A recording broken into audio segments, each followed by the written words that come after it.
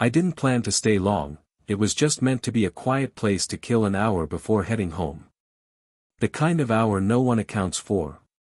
The kind where the city is still half awake but the guilt of doing nothing hasn't settled in yet.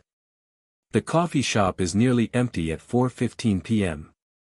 One elderly couple by the window. A student with noise-canceling headphones.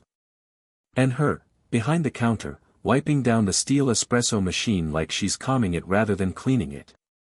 She doesn't see me walk in at first. Or maybe she does and doesn't make it obvious. Either way, I wait. I don't call out. When she finally looks up, she doesn't smile. But her face softens, like she recognizes the shape of me. Like she's already anticipating my order. Double shot, no sugar, she says, already reaching for the handle. I nod.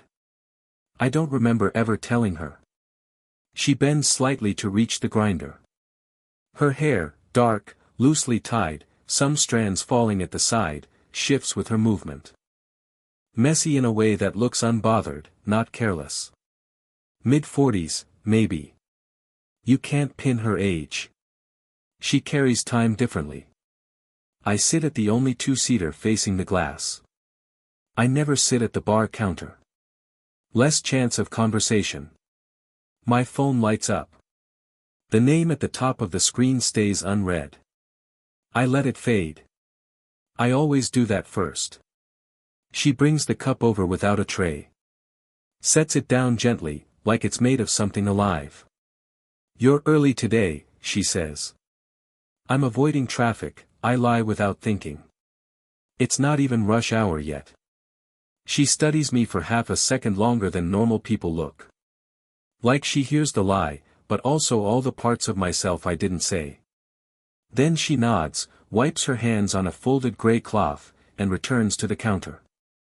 I notice my thumb moving against the edge of the cup before I realize I'm doing it. Small circles. The way I used to trace the spine of my childhood notebooks when I pretended to be busy studying. The coffee's too hot to drink. But I hold it anyway. There are 6 unsent voice recordings in our chat. From 3 nights ago. I didn't delete them, just never pressed send. I play one silently in my head. I hate how I sound in my own voice. The bell above the door rings softly. A man enters, maybe in his late 50s. He gestures that he'll take it to go. She handles it easily, briefly brushing hair behind her ear with the back of her forearm. No rings. But that means nothing. I never look for rings. They don't tell stories. Eyes do. When she returns to the counter, she doesn't look at me, but the slightest shift of her body settles in my direction. It's not flirtation. It's something stranger, like familiarity without claim. The student leaves. The elderly couple finishes their cake and exits. The cafe drops into full silence, the kind where you hear the faint refrigerator hum. I thought you'd stopped coming, she says quietly, not asking, not accusing. Like she's been expecting an absence. I almost did, I admit before thinking. A beat. Something flickers across her face. Then, her phone vibrates. She glances at it. Just once. Her fingers still on the counter. No reaction. Then she looks at me. You free next Thursday evening? She asks it like she's asking what time it is. I don't answer yet. Not because I don't know, but because I suddenly want to. Too much. I don't answer her question, not right away. She doesn't push.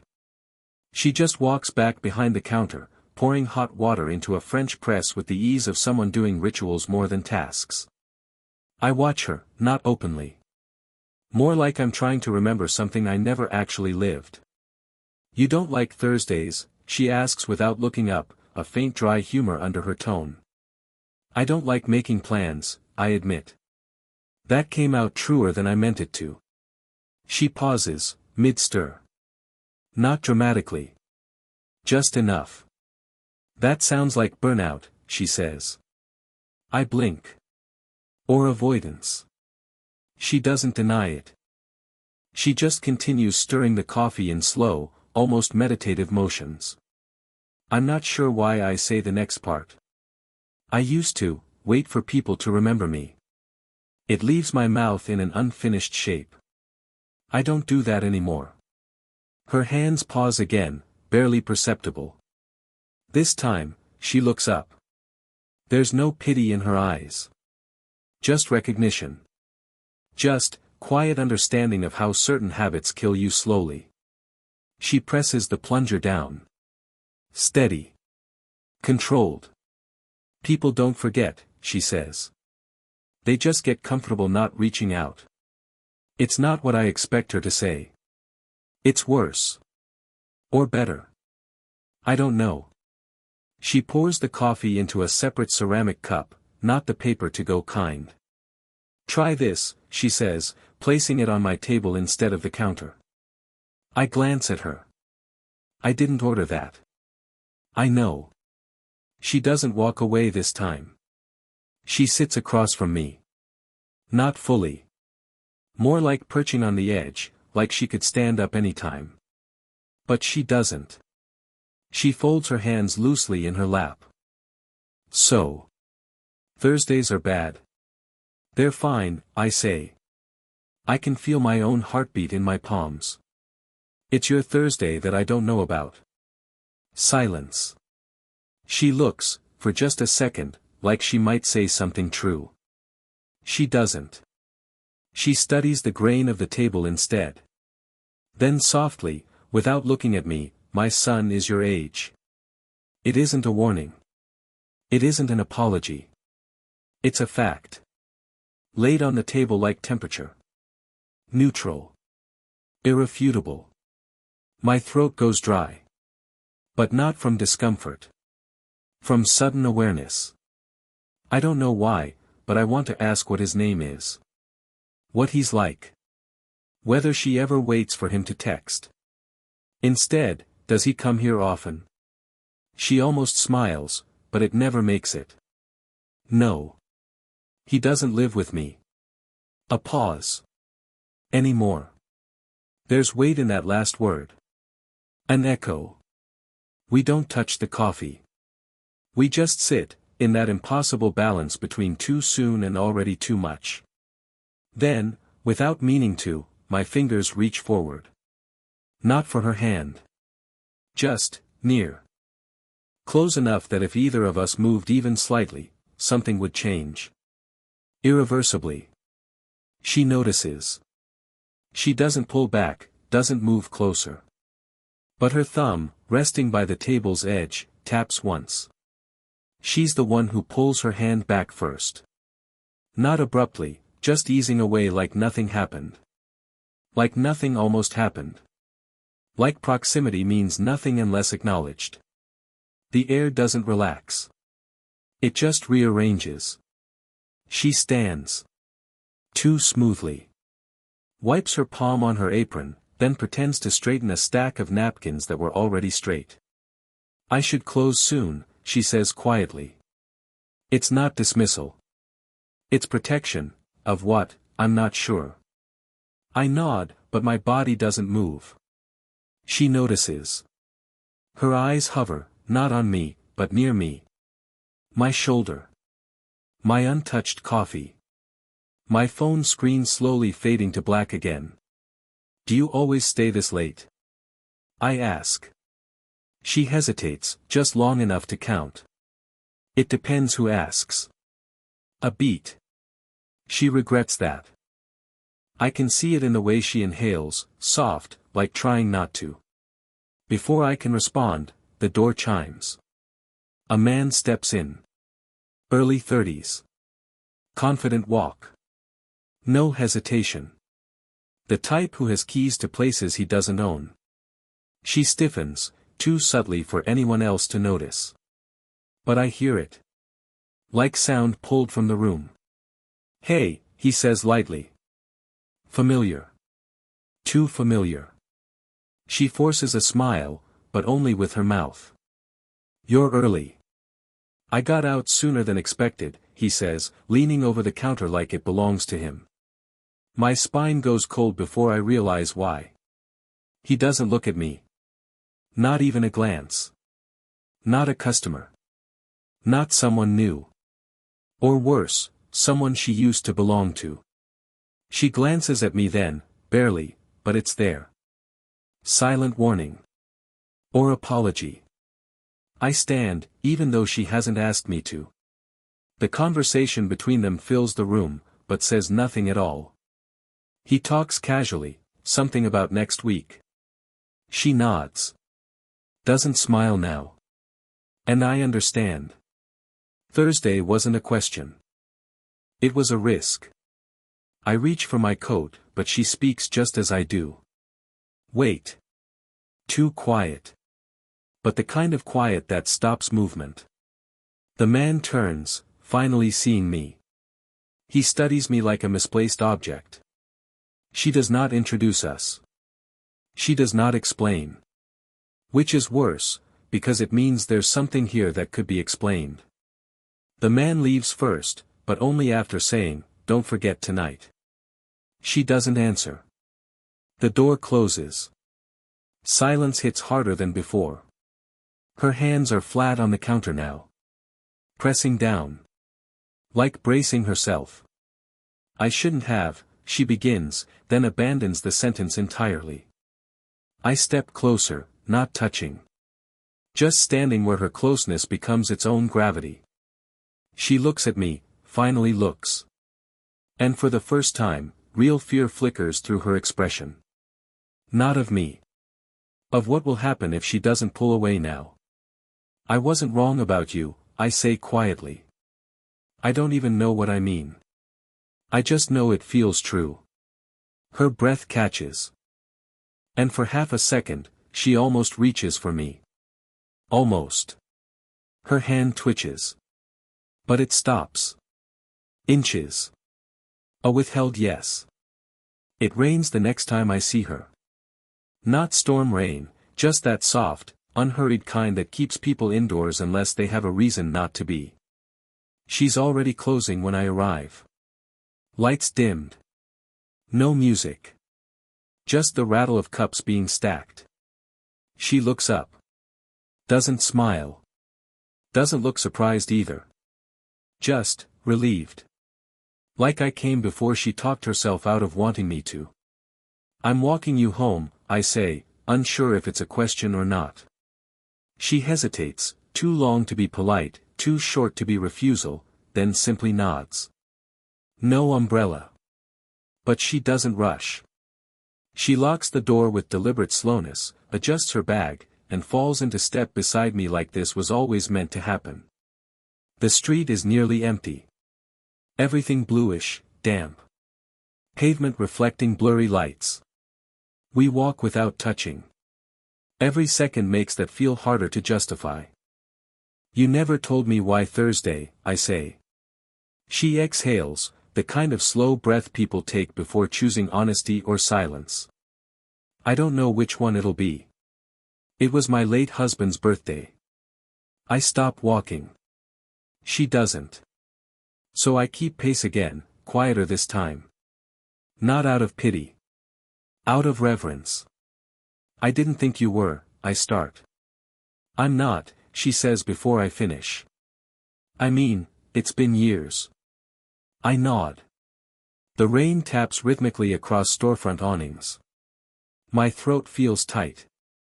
You said was. I don't know why I pushed that word. Her jaw tenses. I didn't know how to leave a life that wasn't there anymore, she says. No drama. Just clean truth. We keep walking. Seconds pass. Then I hear my own voice before I approve it. I haven't told anyone I come here. Not even, I stop. She doesn't press. We reach a street crossing. There are no cars. But we wait anyway. Still not looking at each other. She speaks, barely above rain sound. Do you ever wonder who thinks of you, without telling you?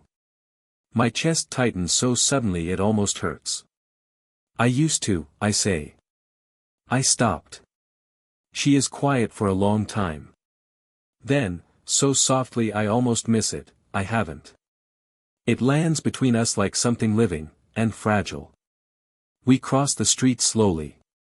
Her shoulder nearly brushes mine. Almost. Too much meaning in a single inch. The air feels like before a confession, the kind people never take back once spoken. And I realize, this is how it happens. Not as a moment you decide. But as a moment you simply fail to resist. Finally, we stop under an old street lamp. Dim, warm light. Rain softened. It feels like the world agreed to be silent just for this.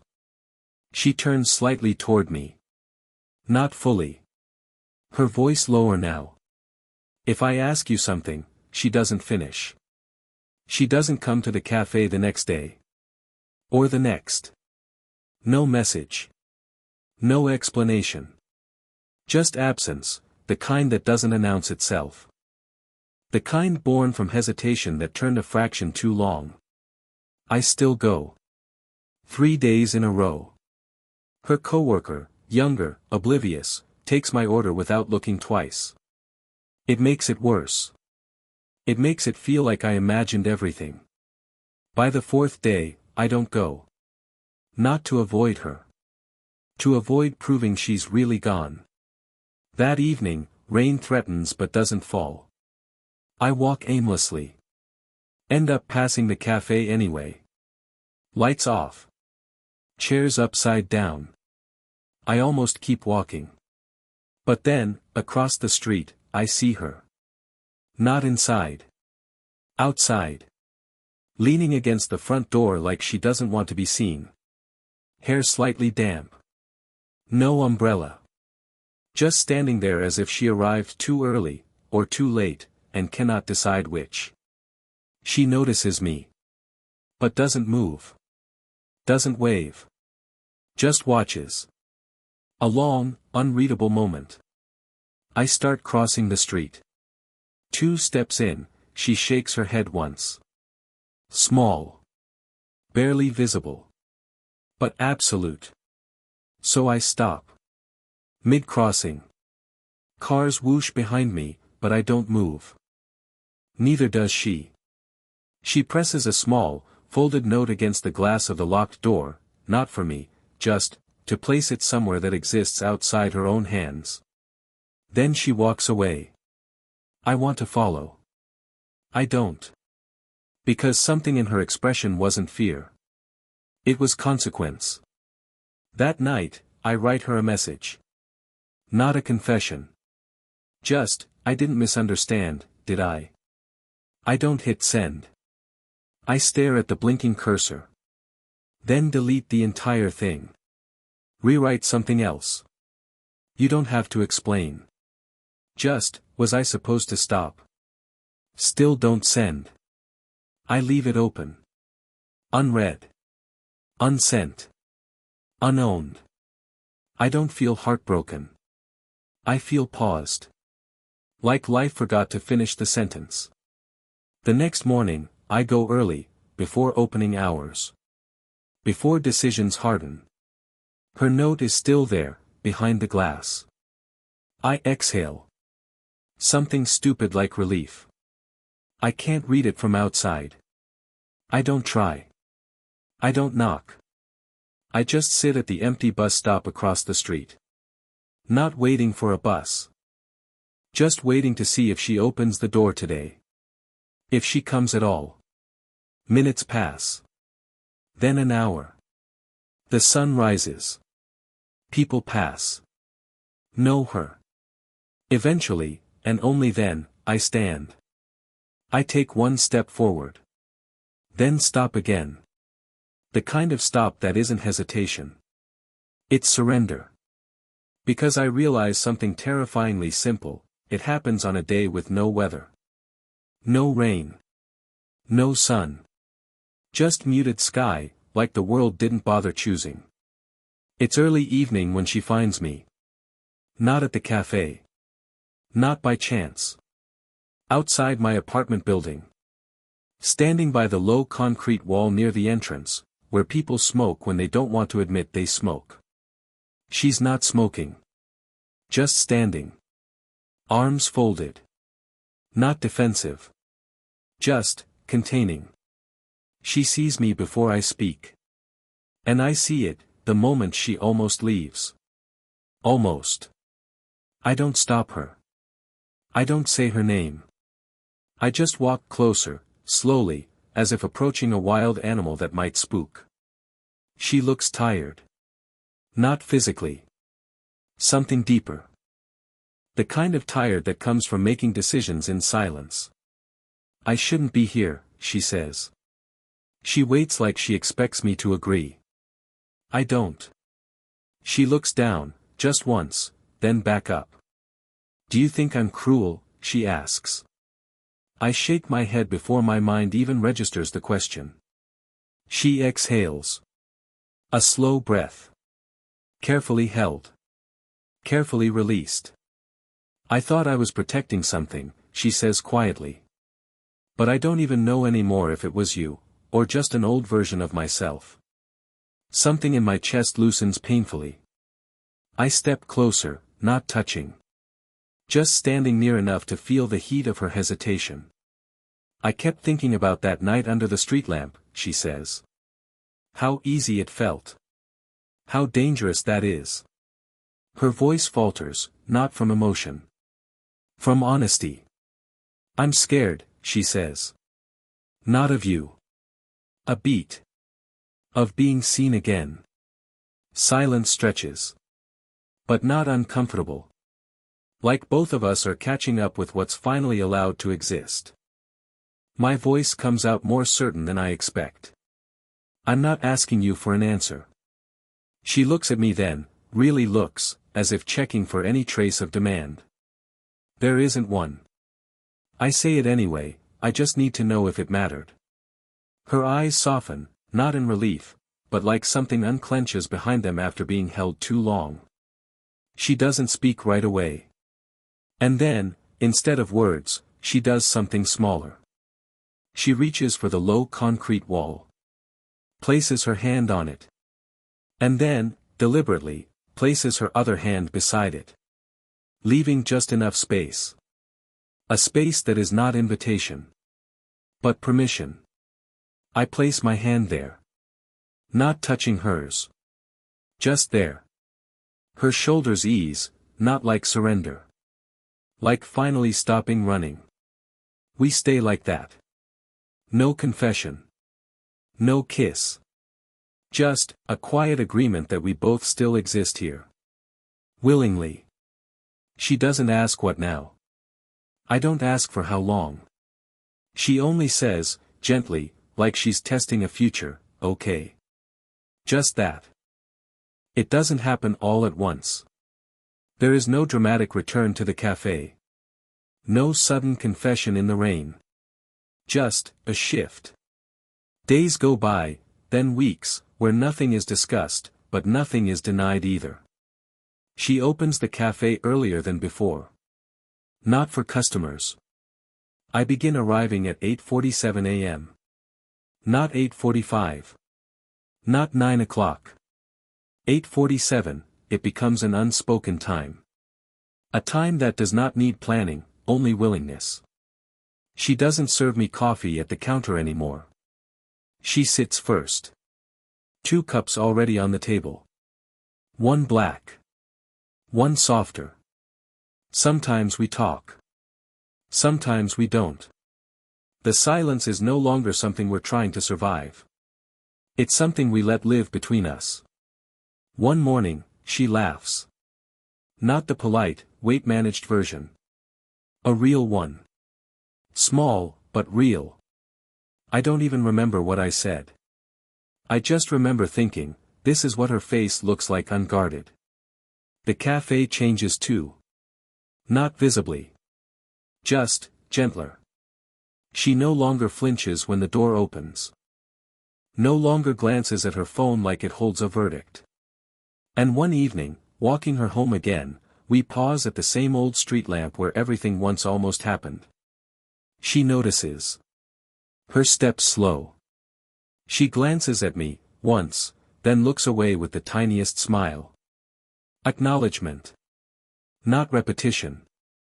This time, she does not ask a question. This time, I do not wait to be allowed. I simply reach, very quietly, and cover her hand with mine. No urgency.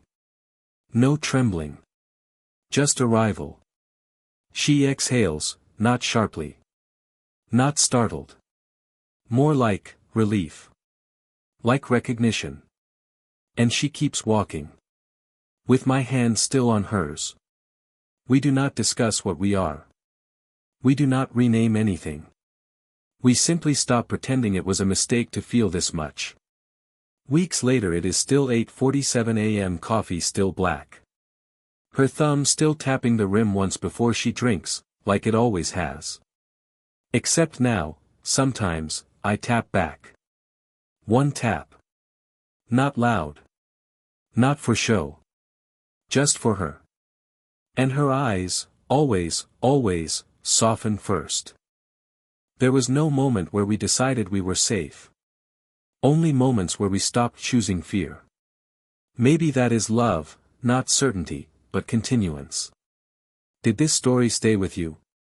What kind of quiet, real love do you want to hear next?